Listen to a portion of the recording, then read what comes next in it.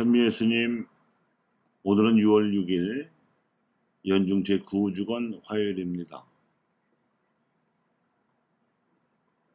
오늘 독서인 토비트서는 기원전 2세기경에 헬레니즘 문화에 물들어 자라나는 유다의 젊은 세대에게 유다의 종교 전통을 일깨워주고자 쓰여졌습니다. 비슷한 시기에 쓰여진 집회서가 교회 집회에서 들려줄 수 있을 정도로 공식적인 가르침을 담고 있다면 토비트서는 가정에서 읽고 들려줄 수 있는 문학적인 가르침입니다.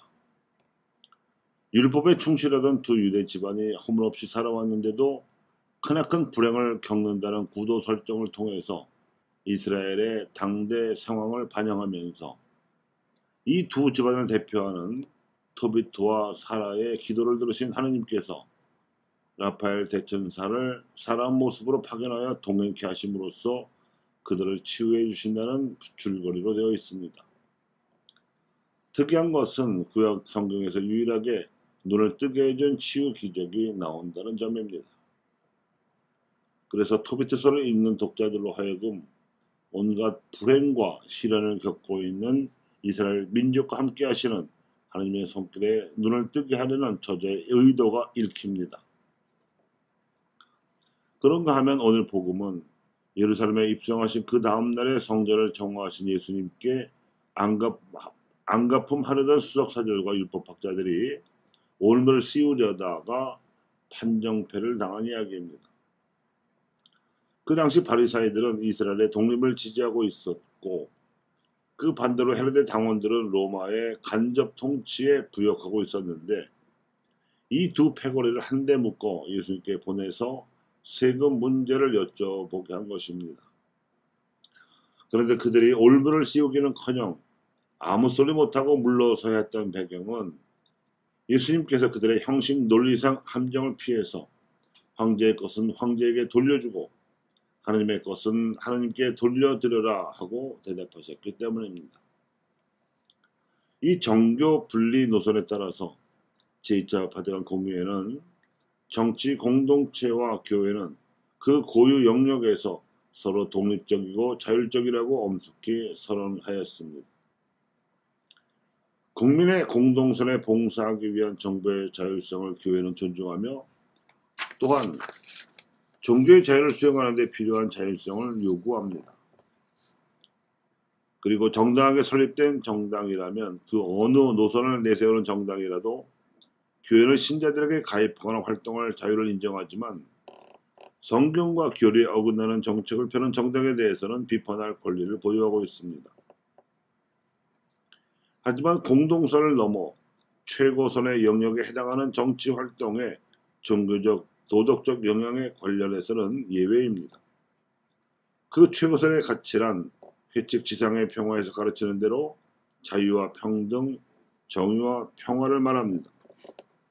그러므로 특정한 정권이 공동선에 대한 봉사를 넘어 이 최고선 가치들을 침해하려 들거나 억압하는 경우에 국민 저항권이라는 기본권에 근거하여 교회의 도덕적 판단에 따라 정부의 정책을 반대할 권리를 보유하고 있습니다. 또 이와 반대로 정권이 이 최고선 가치들을 실현하기 위해 바람직한 정책을 펴고자 하는데 기득권 세력이 부당하게 반대를 하는 상황에서는 역시 교회의 도덕적 판단에 따라서 정부를 지지하고 옹호할 권리를 보유하고 있음은 물론입니다. 우리나라에서도 가톨릭 교회는 국민들과 시민사회의 여론에 일정한 영향력을 미칠 수 있기 때문에 정부가 수행하는 정책들이 지닌 최고선의 향방에 대해서도 정당한 관심을 가지고 도덕적 판단을 제공해야 할 의무를 지닙니다. 이와 함께 요청되는 것이 언론에 대한 도덕적 판단입니다. 언론은 정부가 정책을 통해 행사하는 공동선의 내용과 최고선의 향방에 대해 국민의 여론을 형성시켜 주기 위해 설립된 민간기구이지만 그 정치적 영향력에 있어서는 행정과 입법과 사법에 이은 제4부의 성격을 지니고 있을 만큼 그 공공적 성격이 막강합니다. 하지만 언론에 대해서는 독자나 시청자의 개별적 감시 이외에는 거의 아무런 견제나 감독을 받지 않고 있습니다. 또한 정부는 어느 정권이든지 간에 언론과의 마찰을 줄여서 정책을 지지하도록 만드는 데 특별한 관심을 지니고 있기도 합니다. 그래서 교회는 정부와 달리 언론과 직접적 이해관계가 없는 독자여 시청자의 입장에서 오로지 공동선과 최고선이라는 가치 판단 기준에 의거하여 공동선과 최고선에 대한 교회의 견해를 공식적인 기회를 통해 표명함으로써 국민 언론의 역할을 수행할 필요가 있습니다. 제2차 바티칸 공의회는 갈수록 영향력이 커져가면서도 아무런 견제와 감시를 받지 않고 있는 사회매체에 대해서도 이렇게 가르치고 있습니다. 여론은 오늘날 각계각층의 시민생활에 커다란 영향력과 권위를 행사하고 있으므로 사회의 모든 구성원은 이 분야에서도 정의와 사랑의 의무를 완수하여야 한다. 따라서 사회 매체의 힘으로도 올바른 여론을 형성하고 전파하도록 노력하여야 한다.